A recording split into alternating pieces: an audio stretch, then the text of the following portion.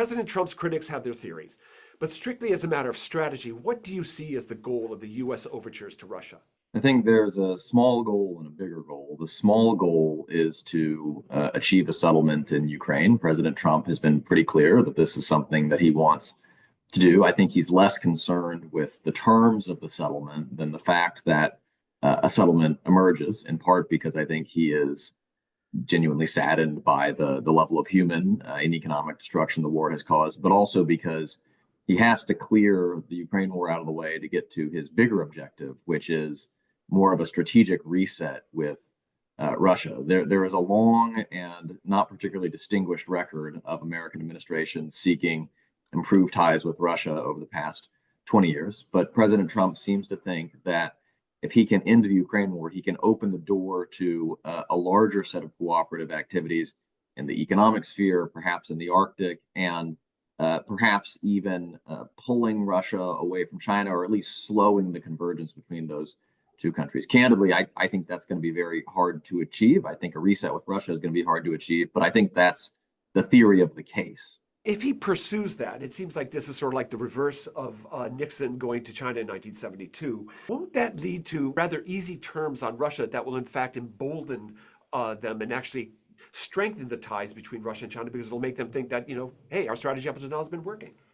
I think that's one potential outcome. I think it depends a lot on how the war in Ukraine ends, if it ends, and what the terms of a settlement are. You can imagine one U.S. approach to seeking a settlement in Ukraine that would exert asymmetric pressure on Russia through harsher sanctions and other measures meant to basically force Putin to accept termination of the war along the current line of contact, and it's accompanied by robust security guarantees and so on and so forth. And I think that would have a stabilizing effect, and it would make it less likely that you would see further destabilizing Russian behavior. But you can imagine a separate scenario where the United States provides Ukraine with no security guarantees, or very weak security guarantees, or otherwise imposes concessions upon it. And candidly, I don't think the Trump administration has settled on its approach at this point. With respect to the larger question, I think there is a real danger that Russia will simply pocket whatever gains it gets out of a reset of the relationship with the United States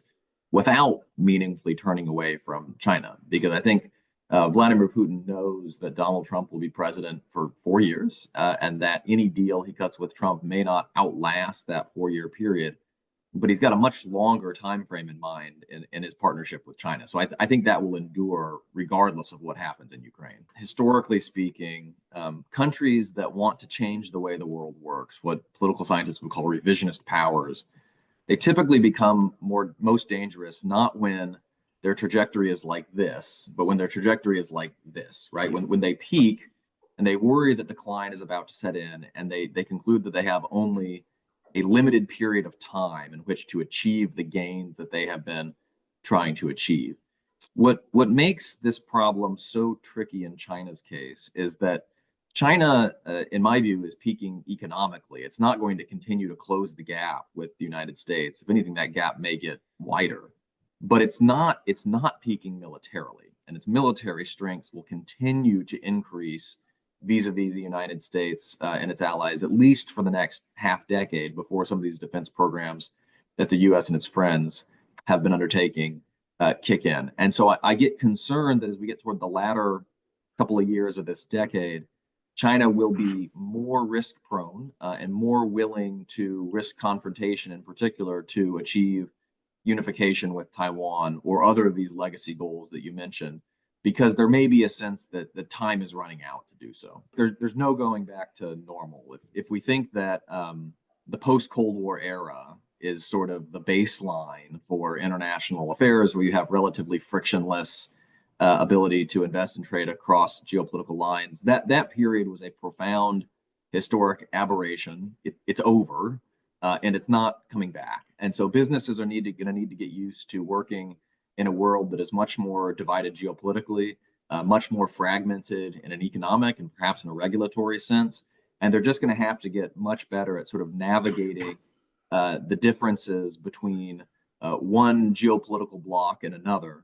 And they're going to have to do all this at a time when there's huge uncertainty around questions like, will the free world remain cohesive and united, or will there be a parting of the ways between the US and Europe? So expect a lot of volatility.